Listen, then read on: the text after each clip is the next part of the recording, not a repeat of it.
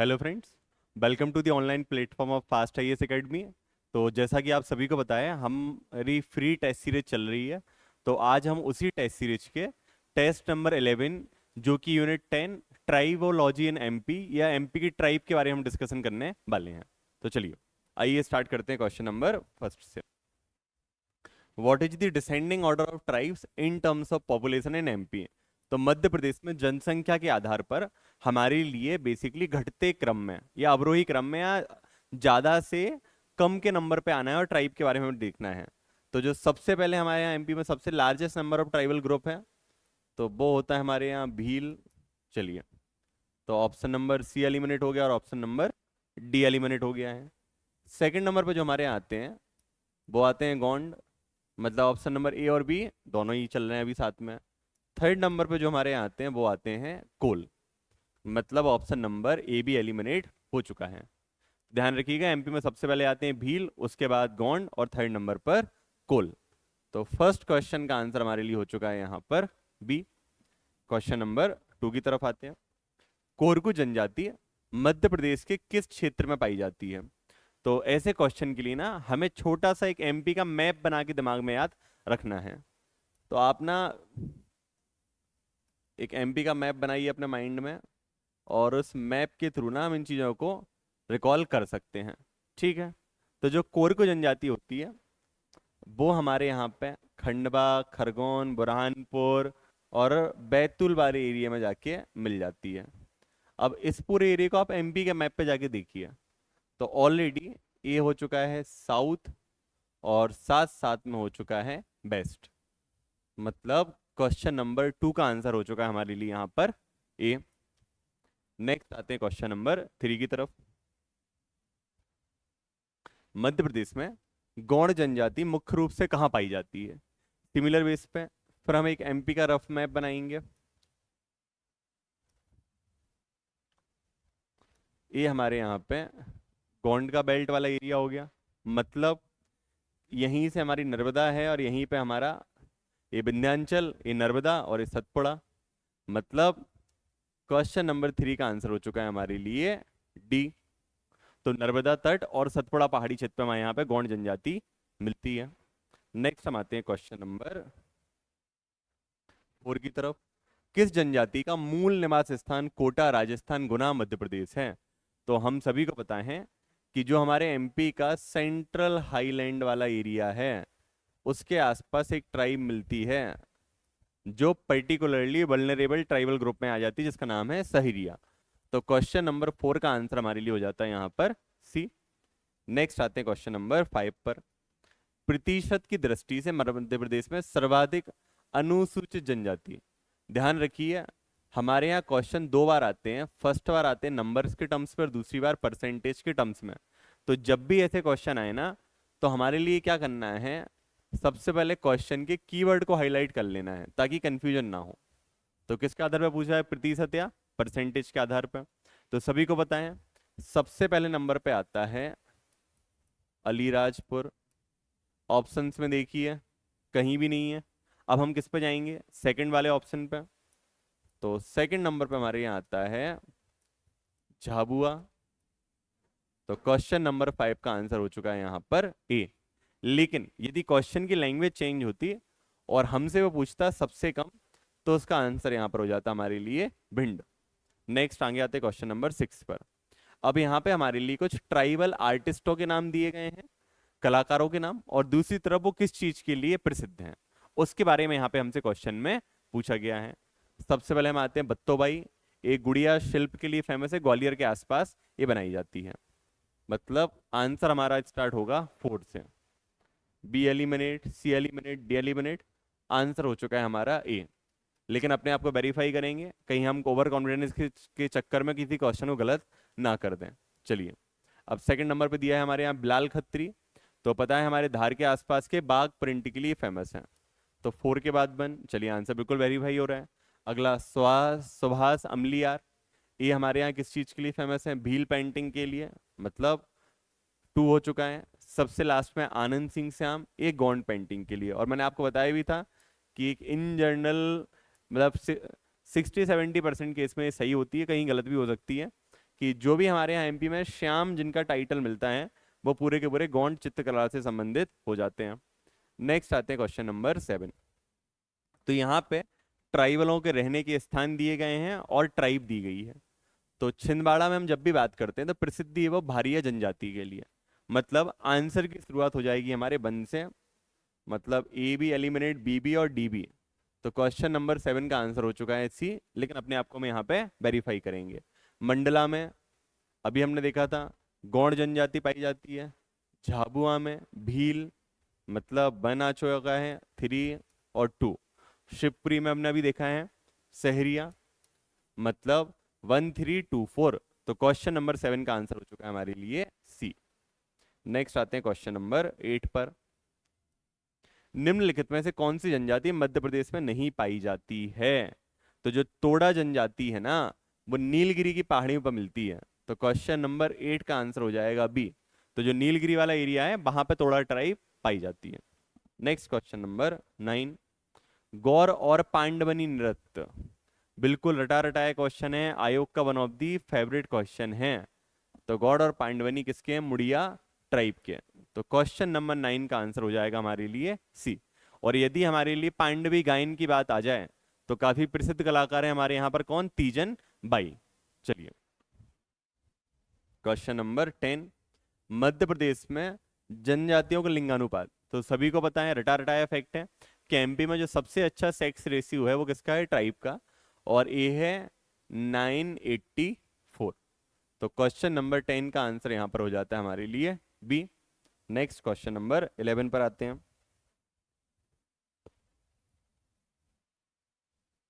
बैगा चक्र का अधिकांश भाग किस जिले में आता है? तो बैगा चक्र उस एरिया को बोलते हैं जहां पर मोस्टली बैगा पॉपुलेशन का कॉन्सेंट्रेशन है। तो एमपी में जो मोस्टली बैगा पॉपुलेशन का कॉन्सेंट्रेशन है वो है हमारे डिंडोरी डिस्ट्रिक्ट में। तो क्वेश्चन नंबर 11 का आंसर हो जाएगा हमारे लिए यहाँ पर ए। नेक्स्ट आते हैं क्वेश्चन नंबर 12 पर। किस अनुच्छेद के तहत, किस आर्टिकल के थ्रू हमारे जो प्रेसिडेंट है ना वो किसी भी एरिया को ट्राइबल एरिया डिक्लेयर कर सकते हैं? क्यों कर सकते हैं? ताकि वहां पे लोकल गवर्नेंस को इंट्रोड्यूस किया जाए या ट्राइबल के अकॉर्डिंग चीजों को इंट्रोड्यूस किया जाए। तो वो पावर मिली हुई है आर्टिकल 244 में। तो क्वेश्चन नंबर 12 का आंसर यहां पर हमारे लिए हो जाता है ए। आगे आते हैं क्वेश्चन नंबर 13 की तरफ।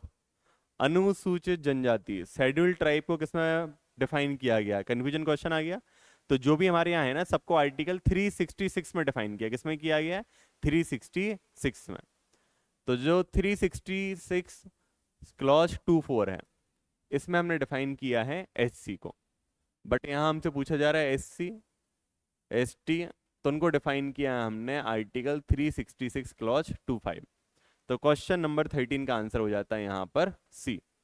अगले ऑप्शन को देखें 26 में, तो यहाँ पर डिफाइन किया गया है ओबीसी के लिए। नेक्स्ट क्वेश्चन नंबर 14 की तरफ आते हैं। किस अनुच्छेद के तहत संसद विधि बनाकर, सभी को पता होगा जब भी शेड्यूल्ड ट्राइब की लिस्ट में हम किसी को ऐड करते हैं तो उसके लिए पार्लियामेंट को एक लॉ बनाना पड़ता है और वो चेंज होता है आर्टिकल 342 क्लॉज 2 में। तो क्वेश्चन नंबर 14 का आंसर हो जाता है हमारे लिए B. Next question number 15।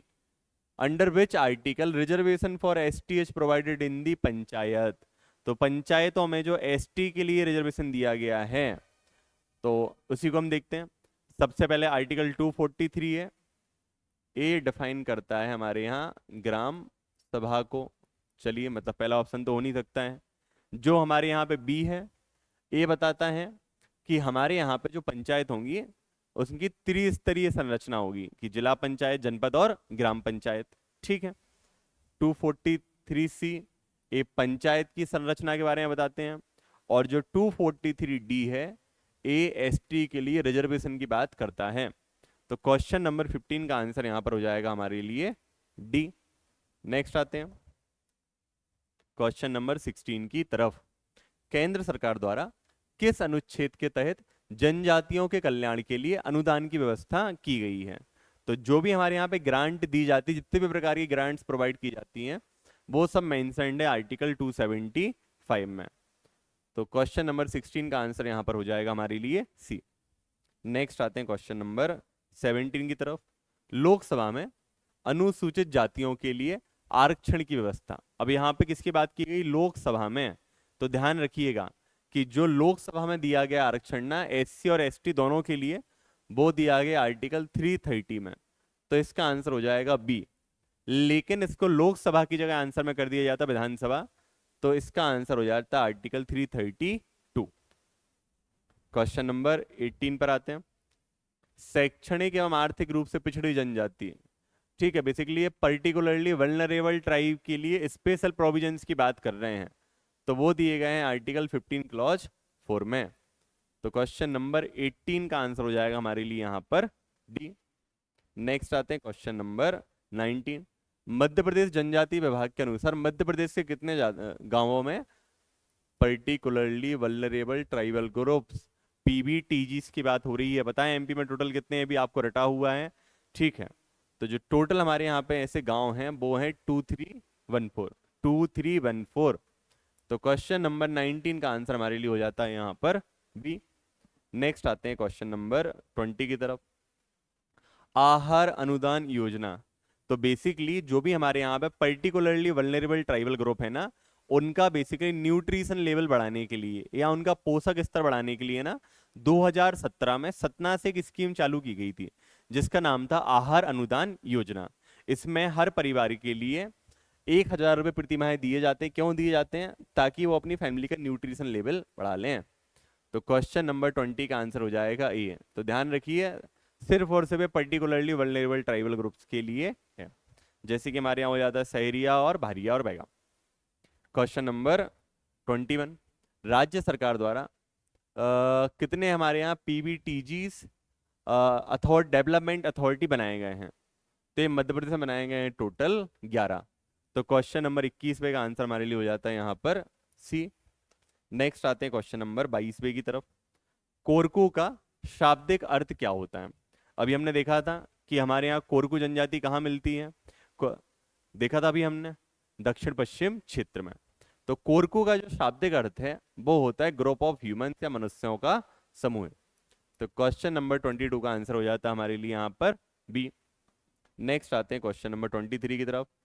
Tantya मामा आर्थिक कल्याण योजना की शुरुआत सभी को पता होगा। इसमें सरकार ब्याज की गारंटी प्रोवाइड करती है, प्लस 7% तक ब्याज के लिए अनुदान देती है और 5 वर्ष तक का प्रदान किया जाता है। क्यों?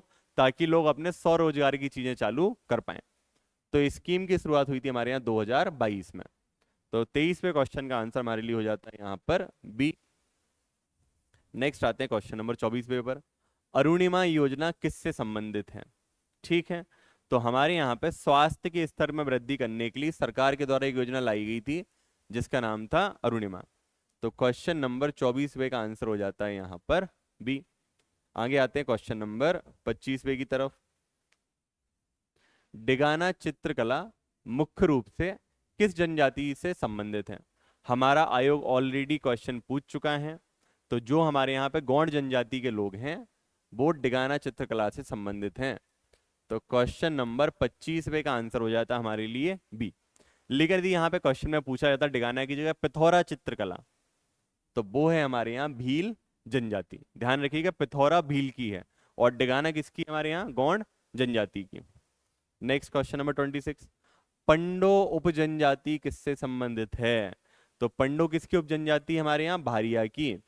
तो क्वेश्चन नंबर 26 का आंसर हो चुका है यहाँ पर डी। नेक्स्ट आते हैं क्वेश्चन नंबर 27 पर। पोंटिया, फेंटा, फालू और डेपाला ये सभी किस चीज से संबंधित हैं? तो ये हमारे यहाँ जनजातियों के वस्त्र हैं।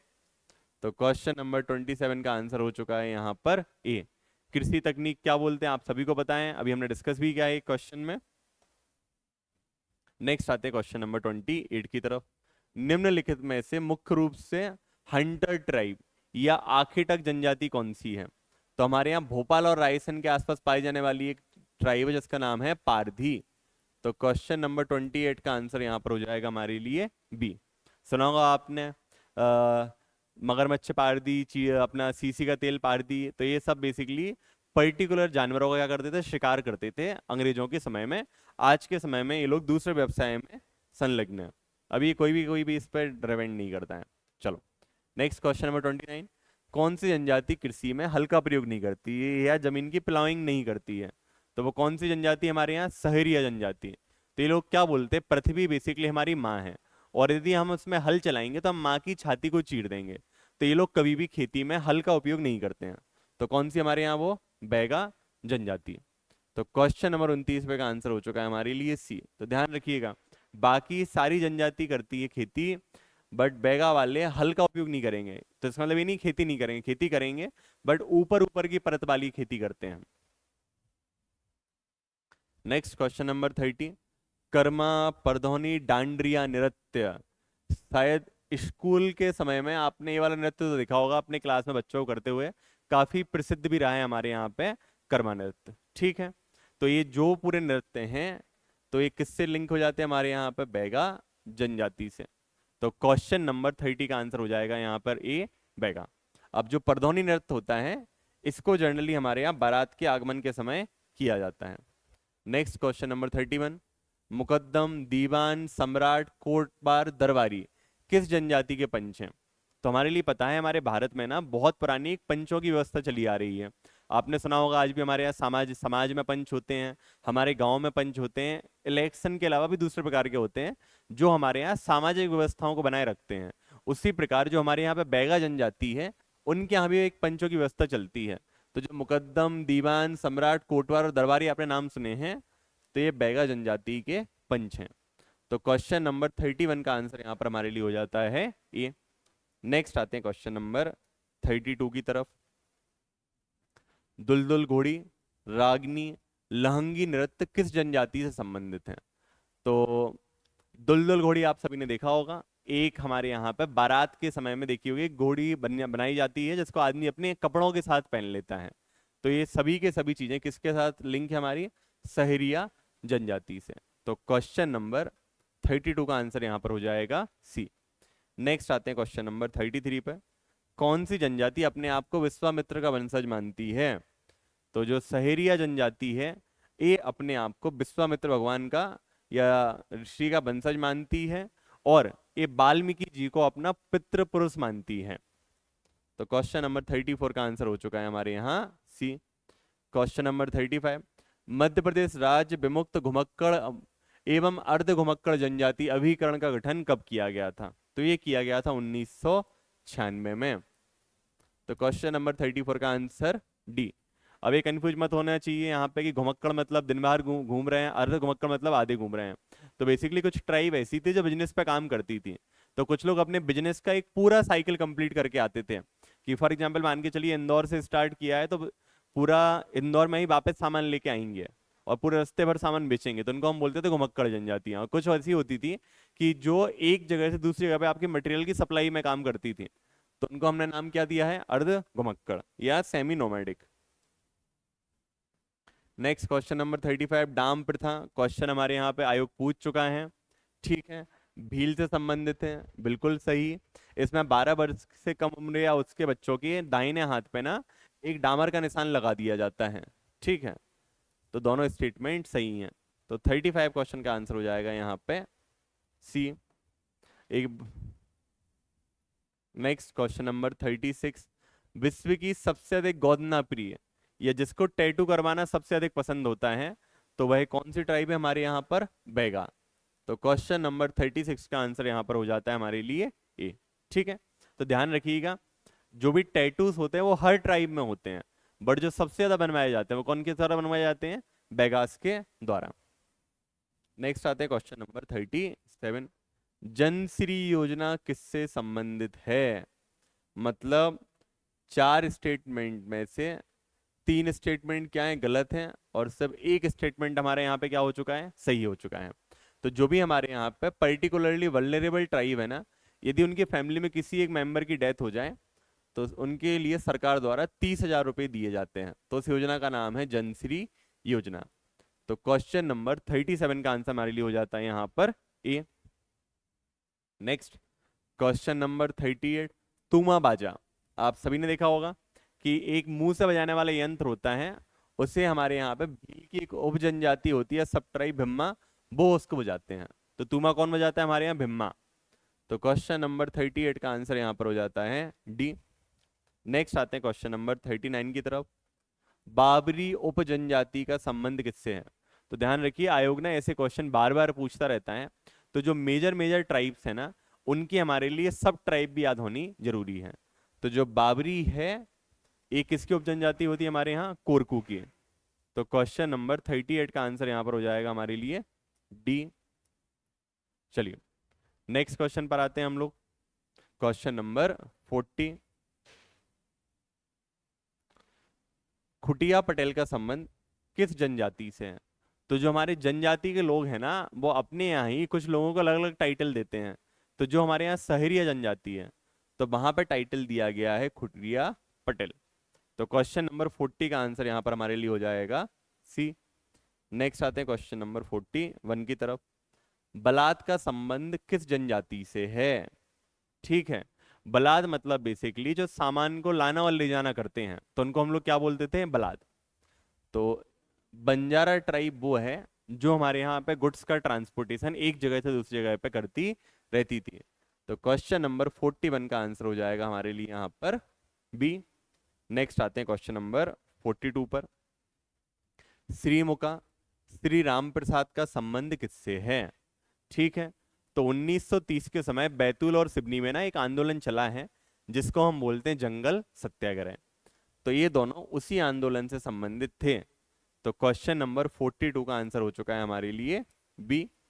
आगे आते हैं क्वेश्चन नंबर 43 की तरफ।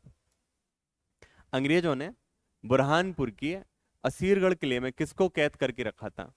तो जो हमारे यहाँ पे एक आदिवासी लीडर थे वीर सुरेंद्र साय, इनको अंग्रेजों ने बुरहानपुर के किले में कैद करके रखा था। तो क्वेश्चन नंबर 43 का आंसर हो जाएगा बी।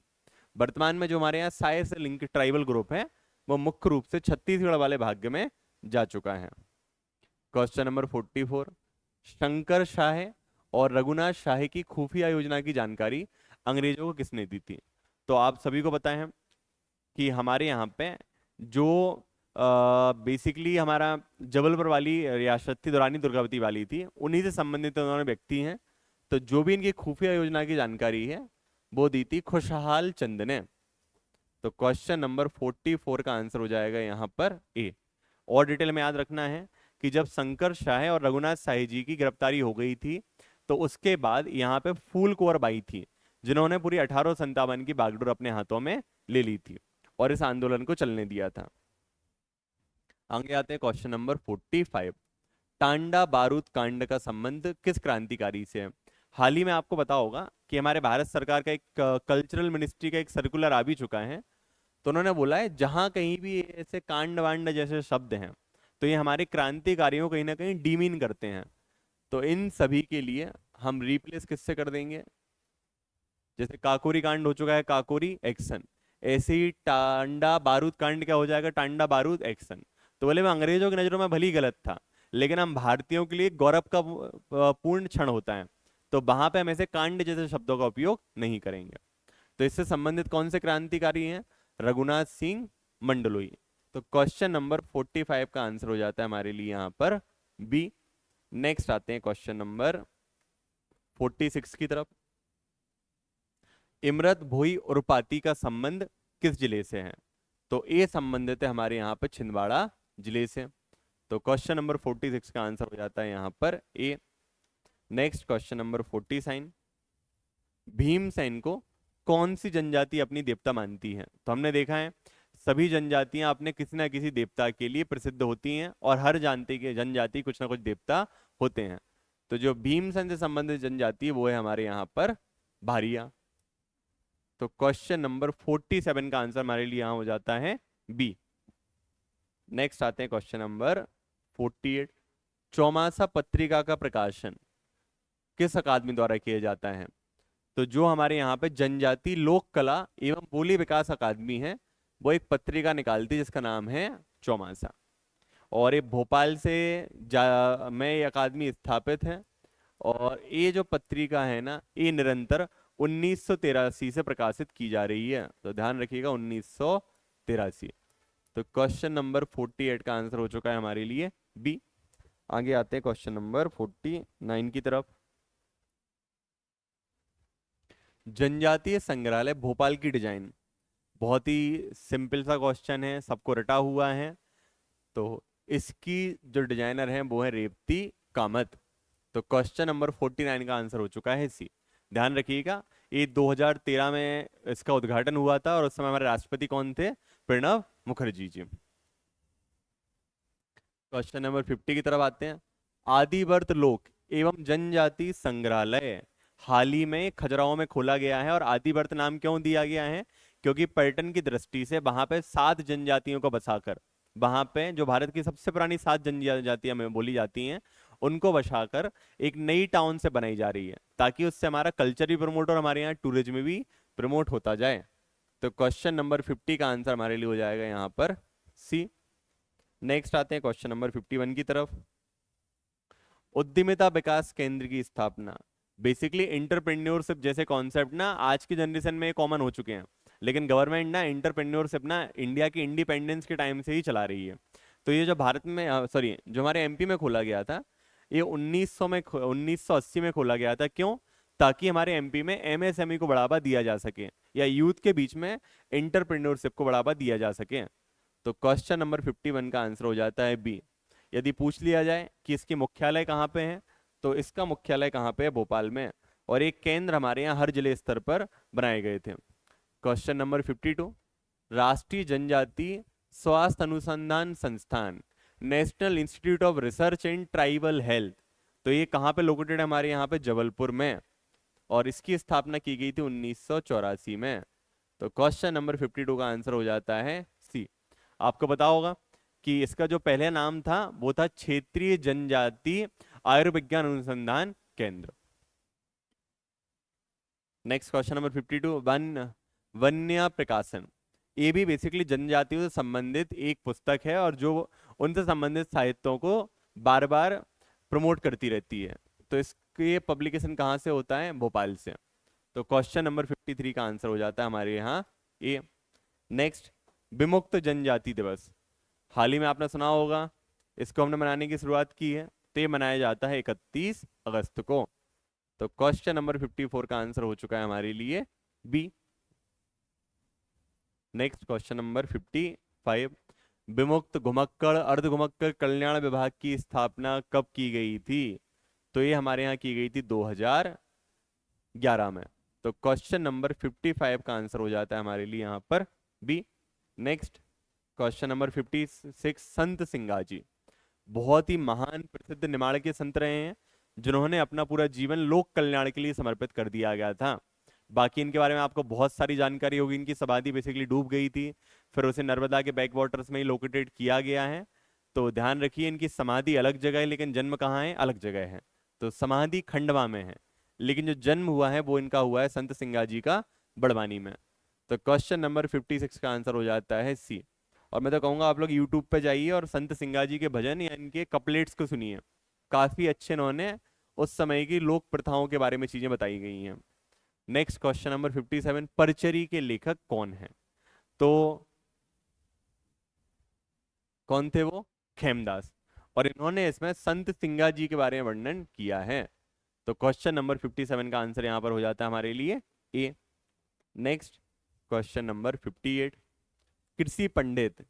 तो पता होगा हमारे यहाँ पे एक कवि रहे हैं जिनका नाम था कवि घाघ, ठीक है। तो इनको ही हम कृषि वैज्ञानिक और कृषि पंडित के नाम से जानते हैं, और ये अकबर के समकालीन थे। तो इन्होंने कृषि से संबंधित बहुत सारी चीजों के बारे में बताया है, इसीलिए इनको कृषि पंडित कहा जाता है।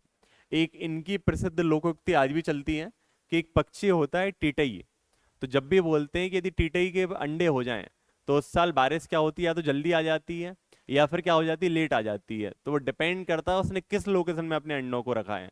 वो भी इन्हीं की भविष्यवाणी है जिनको आज भी गांव में बहुत सारे लोग मानते हैं। Next question number 59। बुंदेलखंड का जयदेव। जयदेव हमारे भारत के एक बहुत ही महान कवि रहे हैं, जिन्होंने ईश्वर भक्ति से संबंधित बहुत सारी चीजें लिखी हैं।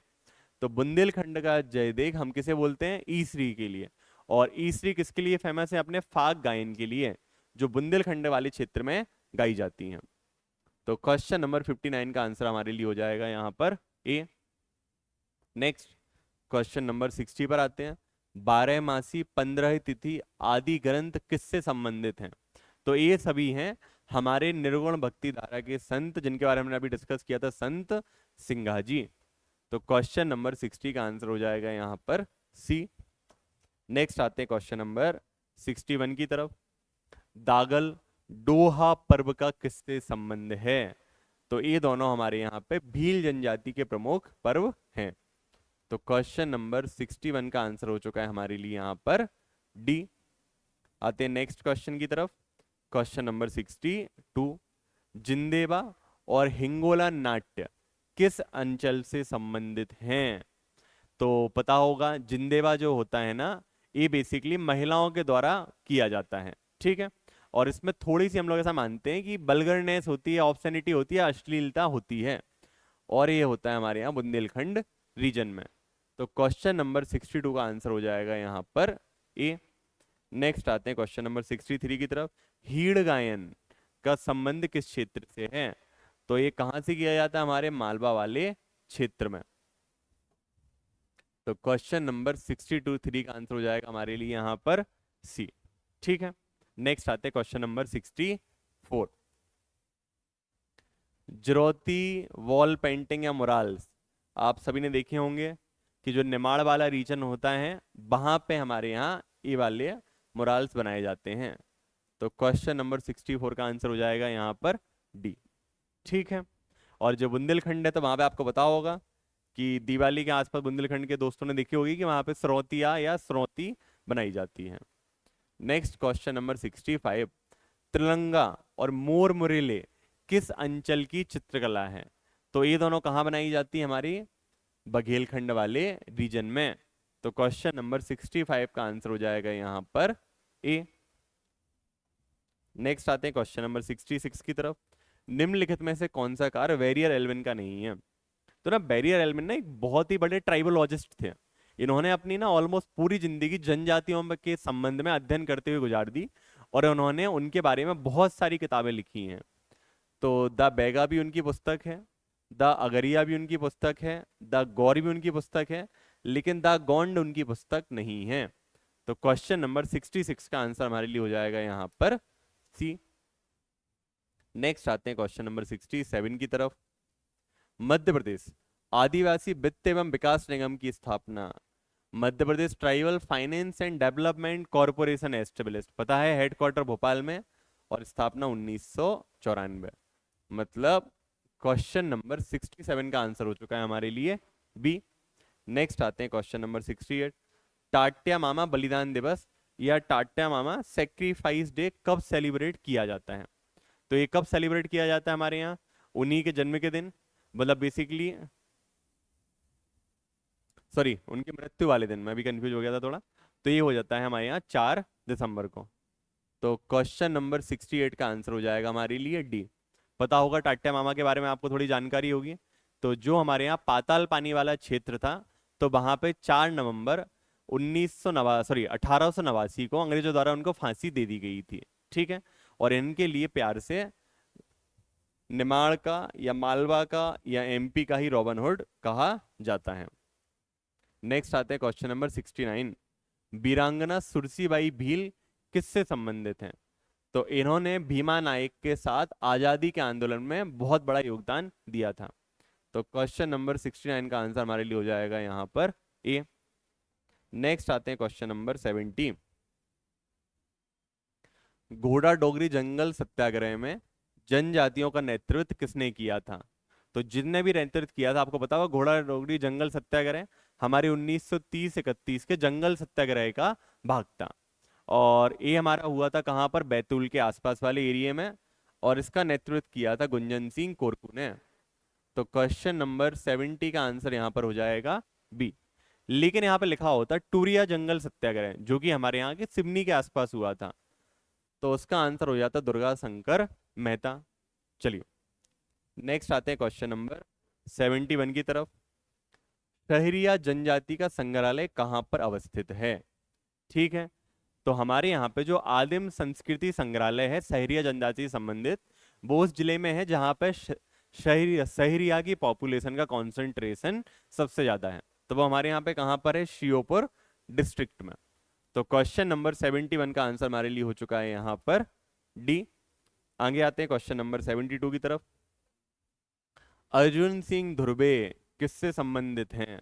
तो जो अर्जुन सिंह धुर्वे थे ना, ये हमारे एक परधोनी कला के नृत्यकार थे। बेसिकली परधोनी मतलब बैगा जनजाति। तो क्वेश्चन नंबर 72 का आंसर यहाँ पर हो जाता है हमारे लिए ए। नेक्स्ट आते हैं क्वेश्चन नंबर 73 की तरफ। भूरी बाई को पद्मश्री कब दिया गया था? तो सभी को पता है, भूरी के बाई के बारे में बहुत सारे तथ्य आपको पता होंगे, ठीक है।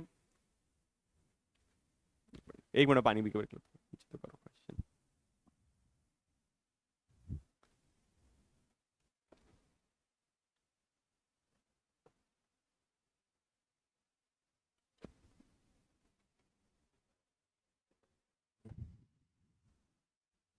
चलिए, तो इस गर्मी के मौसम में बार बार पानी पीते रहना चाहिए। अपने आप को हाइड्रेट बहुत रखना बहुत ज़्यादा जरूरी है, क्योंकि एग्जाम में बहुत कम दिन बचे हैं और हम एक भी दिन अपने आप को बीमार होने में नहीं गुजार सकते हैं। तो बुरी भाई के बारे में आप सभी को पता है कि ये बेसिकली पिथौरा चित्रकला से संबंधित चित्रकार थी, या एक भीली चित्रकार थी, जिनको 2021 में हमारे यहाँ पद्मश्री दिया गया था। तो क्वेश्चन नंबर 73 का आंसर यहाँ पर हो जाएगा हमारे लिए ए। अन्य जानकारी आपको इनके बारे में होगी ही, और हमारे यहाँ क्वेश्चन आयोग इनके बारे में पूछ भी चुका है। Next question number 74। मुरिया और उनका घोटुल के लेखक कौन हैं? तो जो भी हमने नाम पढ़ा था वेरियर एल्विन का ही, उन्होंने ही हमने बताया था। उन्होंने ऑलमोस्ट हर ट्राइब के लिए काम किया है। तो जो उनकी किताब मुरिया के लिए है, तो उनका नाम है मुरिया और उनका घोटुल। तो क्वेश्चन नंबर 74 का आंसर हो जाता है हमारे लिए यहाँ पर सी। नेक्स्ट आते हैं क्वेश्चन नंबर 75।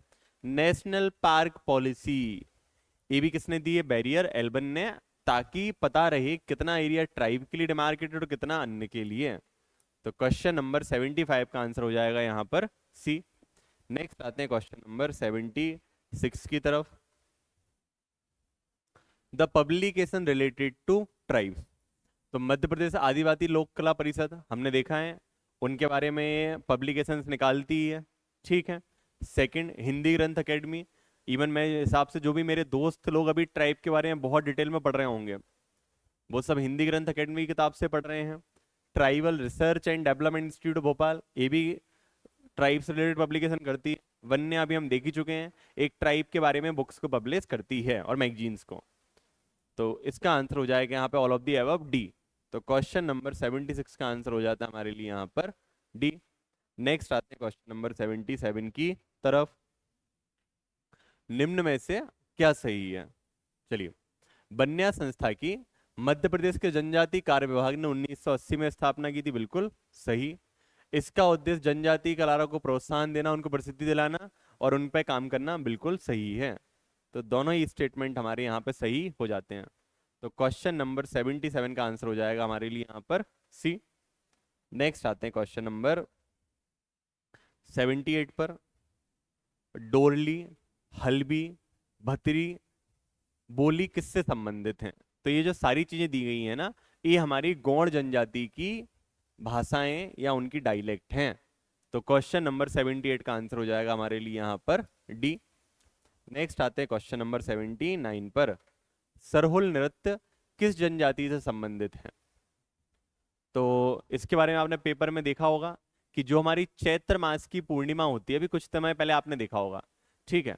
तो उसके समय ना लोग प्रकृति की पूजा करने के लिए नृत्य को किया करते हैं, और वो जनजाति वो है हमारे यहाँ उरान। तो 79 क्वेश्चन का आंसर हो जाएगा हमारे लिए यहाँ पर बी। नेक्स्ट आते हैं क्वेश्चन नंबर 80 की तरफ। आदिवासी एवं हरिजन कल्याण विभाग की स्थापना, ठीक है, tribal and Harijan Kalyan department, इसकी स्थापना की गई थी हमारे यहाँ 1965 में। तो क्वेश्चन नंबर 80 का आंसर हो जाता है हमारे लिए सी। भगोरिया उत्सव, बहुत सारी डिटेल पता है हमारे यहाँ, होली के आसपास होता है। इसमें 3 प्रकार के और मल्टी प्रकार के हमारे यहाँ हाट होते हैं, भगोरिया हाट, गुलालिया हाट, उजाड़िया हाट, ठीक है।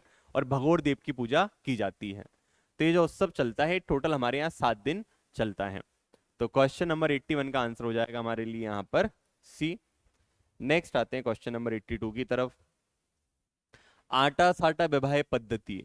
आटा साटा विवाह पद्धति का मतलब क्या होता है कि भाई अपने बच्चे की बहन के बच्चों से शादी कर देता है, ठीक है, तो उसको हम क्या बोलते हैं, बेसिकली आटा साटा, ठीक है, या इसी को हम बोलते हैं दूध लौटवा पद्धति।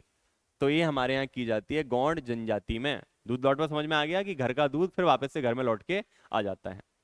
तो क्वेश्चन नंबर 82 का आंसर हो जाएगा यहाँ पर डी। Next question number 83। 1857 के विद्रोह में किस जनजाति ने सक्रिय रूप से भाग लिया था? तो वो हमारे यहाँ पे थी भील जनजाति। भील आंदोलन, भील रिवोल्ट, आपने सब इनके बारे में सुना होगा। टांट्या भील, खाज्या नायक, ये सभी किस जनजाति से संबंधित हैं? भील जनजाति से। तो क्वेश्चन नंबर 83 का आंसर यहाँ पर हो जाता है डी। नेक्स्ट आते हैं क्वेश्चन नंबर 84 की तरफ।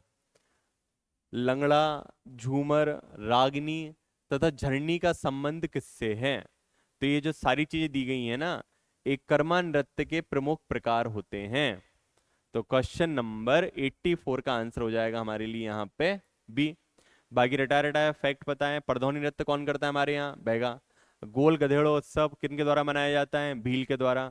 और राई नृत्य के बारे में पता ही होगा कि सबसे बड़ा मेला लगता है अशोक नगर के करीला नामक स्थान पर। Next question number 85। कंबर जनजाति सीधी, शहडोल, अनूपपुर में निवास करती है। बिल्कुल सही है। इनका प्रमुख नृत्य तो वो किसका है? मछली नहीं है। मछली नृत्य होता है बंजारा जनजाति का। मतलब सेकंड स्टेटमेंट हो चुका है गलत। तो 85 का आंसर हो जाएगा यहां पर ए। नेक्स्ट आते हैं क्वेश्चन नंबर 86 की तरफ। कोल जनजाति। देखिए एक ही क्वेश्चन में हमने कितने सारे फैक्ट कवर कर लिए हैं। ऑलमोस्ट सारी मेजर चीजें आ चुकी हैं आपकी कोल जनजाति की, ठीक है। तो कोल जनजाति की पंचायत को मैयारी नहीं, उसको बोलते हैं गोहिया। क्या बोलते हैं? गोहिया। तो फर्स्ट वाले को हम एलिमिनेट कर देते हैं। चलिए, मतलब ऑटोमेटिकली आंसर हमारा क्या हो चुका है यहाँ पर? सी। फैक्ट को वेरीफाई करेंगे। इस पंचायत की मुखिया को मुकद्दम कहा जाता है कोल में। बिल्कुल सही लिखा हुआ है। रामायण काल की शबरी कोल जनजाति की थी। बिल्कुल सही है। यह मध्य प्रदेश की, अभी हमने देखा है कि सबसे पहले हमारे यहाँ भील, फिर गौंड, फिर कोल। तो ये तीसरी सबसे बड़ी है, ना कि पांचवी। तो 1 और 4 एलिमिनेट हुए, तो आंसर बचा है सी, 2 एंड 3। Next question number 87। जनजातीय सलाहकार परिषद की व्यवस्था, ट्राइबली एडवाइजरी काउंसिल, तो ये मेंशन की गई है हमारे कॉन्स्टिट्यूशन के आर्टिकल 244 में। तो क्वेश्चन नंबर 87 का आंसर यहां पर हो जाएगा हमारे लिए डी। नेक्स्ट आते हैं क्वेश्चन नंबर 88 की तरफ। आदिवासियों का लव डांस या प्रणय नृत्य, तो वो हम किसको बोलते हैं? कर्मा को। तो क्वेश्चन नंबर 88 का आंसर हो जाएगा यहां पर ए। और कर्मा पता है हमारे यहाँ पे कौन सी ट्राइब करती है? Majorly Baiga. Next question number 89। Ptolemy ने भीलों को क्या नाम दिया था? इंग्लिश मीडियम वाले बेचारे बहुत सारे बच्चे कंफ्यूज रहते हैं। इसको टॉलमी पढ़े, पिटोलमी पढ़े, ये बड़ी दिक्कत है ना इंग्लिश में। कभी पी साइलेंट, कभी टी साइलेंट, समझ में ही नहीं आता है। तो टॉलमी ने भीलों को नाम दिया था, वो था आर्चरर या तीरंदाज। तो क्वेश्चन नंबर 89 का आंसर हो जाएगा बी। नेक्स्ट क्वेश्चन नंबर 90 की तरफ। भीलों का प्रमुख लोकनाट्य या फोक ड्रामा, उसका नाम है गबरी। तो क्वेश्चन नंबर 90 का आंसर हो जाता है यहां पर ए। चलिए नेक्स्ट आते हैं क्वेश्चन नंबर 91 की तरफ। गौड़ जनजाति का सामाजिक और सांस्कृतिक अध्ययन निम्नलिखित में से किसने किया है? ठीक है, अब यहाँ पे ध्यान रखिए, गौड़ जनजाति की बात हो रही है। हमने देखा था वहां पे द गौर करके किताब थी बैरियर एल्विन की, लेकिन द गौड़ करके कुछ भी नहीं था। तो जो गौड़ जनजाति के लिए सबसे ज्यादा काम किया है वो किया है प्रोफेसर श्याम चरण दुबे जी ने। तो क्वेश्चन नंबर 91 का आंसर हो जाता है यहां पर बी। नेक्स्ट आते हैं क्वेश्चन नंबर 92 की तरफ। वर्तमान में मध्य प्रदेश में कितने जनजाति समूह निवास करते हैं? तो जो टोटल निवास करते हैं वो पहले थे हमारे यहाँ पे कौन कौन से? 45। अब लेकिन अब हो चुके हैं 43। तो क्वेश्चन नंबर 92 का आंसर हो चुका है यहाँ पर डी।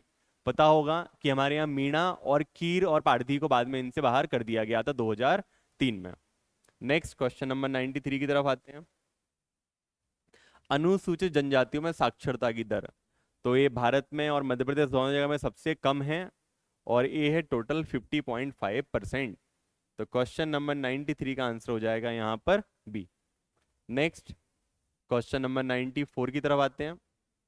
निम्नलिखित में से किस लेखक ने रानी दुर्गावती की राजधानी चौरागढ़ की लूट का वर्णन किया है?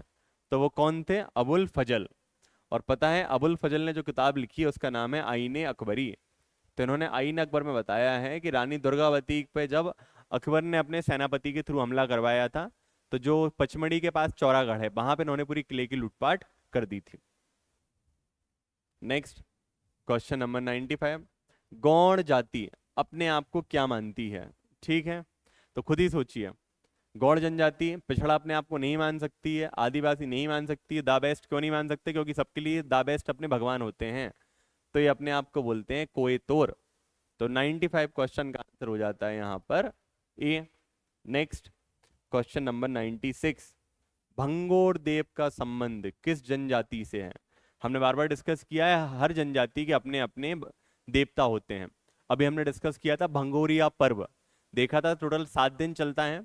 तो वहां पर जो भगोरिया पर्व में हम पूजा करते हैं वो किस देव की करते हैं? हमारे यहाँ पे भंगोर देव की।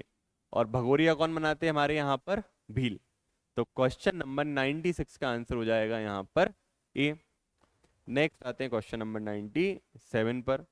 भील जनजाति के बारे में क्या सही है?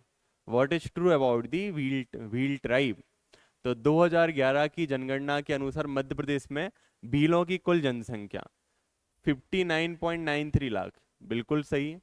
यह जनसंख्या अनुसूचित जनजाति का 43% है, भी बिल्कुल सही है। तो दोनों ही स्टेटमेंट हो जाते हैं करेक्ट। तो क्वेश्चन नंबर 97 का आंसर हो जाएगा हमारे लिए यहाँ पर डी। नेक्स्ट आते हैं क्वेश्चन नंबर 98 की तरफ। हमारा थर्ड लास्ट क्वेश्चन, भीलों का कुंभ। बिल्कुल सिंपल क्वेश्चन है, मल्टीपल एग्जाम्स में पूछा जा चुका है। तो जो हमारे यहाँ पर राजस्थान में एक जगह है डूंगरपुर, तो वहां पे ना 3 नदियों का संगम होता है। कौन कौन सी? सोम, माही और जखम। तो वहां पर एक मेला लगता है जिसका नाम है बेड़ेश्वर मेला। तो क्वेश्चन नंबर 98 का आंसर हो चुका है डी। और इसी बेड़ेश्वर मेला को हम बोलते हैं भीलों का Kumbh. Next second last question, Meghnath उत्सव कौन सी जनजाति मनाती है? तो हमारे यहाँ पे एक कोरकू जनजाति है जो रावण और मेघनाथ दोनों की क्या करती है? पूजा। और वही मनाते हैं कौन सा? मेघनाथ उत्सव। और उसी समय उनका मुख्य डांस होता है जिसको हम बोलते हैं खम्ब स्वांग। तो क्वेश्चन नंबर 99 का आंसर हो जाएगा हमारे लिए सी। आते हैं लास्ट क्वेश्चन पर। वीर तेजाजी किस जनजाति के प्रमुख देवता हैं? तो जो मध्य प्रदेश के उत्तर में निवास करने वाली जनजाति है वो कौन सी है? सहरिया। इन्हीं के मुख्य देवता हो जाते हैं वीर तेजाजी। तो क्वेश्चन नंबर 100 का आंसर हो जाता है हमारे यहाँ पर ए। ठीक है, अभी आपने देखा है कि हमारे यहाँ यूनिट वाइज टेस्ट चल रहे थे। सिर्फ हमने भी एक यूनिट का टेस्ट आपके लिए बाद में प्लान किया है, और वो है हमारी करंट अफेयर का टेस्ट। उसका मुख्य कारण ये है, रीजन हमने ये रखा है ना, कि करंट में ना हम बहुत जल्दी कंफ्यूज हो जाते हैं यार। तो बेटर ये है कि उसको हम सबसे लास्ट में पढ़ें और सबसे लास्ट में उसको हम सम अप कर दें। तो अब जो भी आपके अगले टेस्ट होने वाले हैं, ये एक तरह से इंटीग्रेटेड सीरीज होगी। तो अगला टेस्ट जो होगा वो आपका पूरा एमपी के पार्ट को कवर करेगा। तो नेक्स्ट टेस्ट है आपका यूनिट 246 का, फिर हम यूनिट 135 पे आएंगे, फिर बाद में बचे हुए थे कर करके हम एक एक फॉर्म में बढ़ते जाएंगे। तो इसी प्रकार आप फास्ट के साथ कनेक्ट बने रहिए, अपने दोस्तों को भी कनेक्ट करवाइए ताकि ज़्यादा से ज़्यादा लोग इस फ्री टेस्ट सीरीज का लाभ उठा पाएं। Thank you so much.